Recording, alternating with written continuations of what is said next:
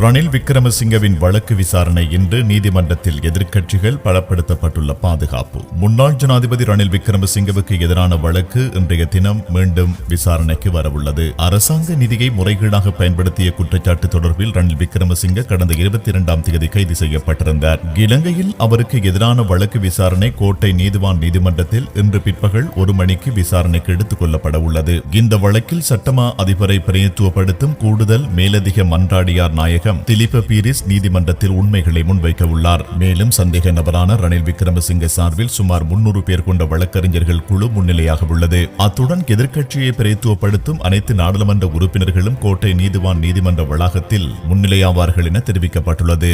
எதிர்க்கட்சியை பிரதிநிதித்துவப்படுத்தும் கட்சிகளின் தலைவர்களின் பங்கேற்புடன் எதிர்க்கட்சி தலைவர் அலுவலகத்தில் நேற்று நடைபெற்ற கலந்துரையாடலின் பின்னர் இந்த தீர்மானம் எடுக்கப்பட்டுள்ளது. இந்நிலையில் கோட்டை நீதிவான் நீதிமன்றத்திலும் அதை சுற்றியுள்ள பகுதிகளிலும் போலீசாரால் சிறப்பு பாதுகாப்பு ஏற்பாடு செய்யப்பட்டுள்ளது. அத்துடன் இன்றைய தினம் பொது அமைதியை பேணுவதற்காக அனைத்து போலீஸ் நிலையங்களிலும் சிறப்பு பாதுகாப்பு திட்டத்தை செயற்படுத்துமாறு போலீஸ் கண்காணிப்பாளர் தெரிவித்துள்ளார்.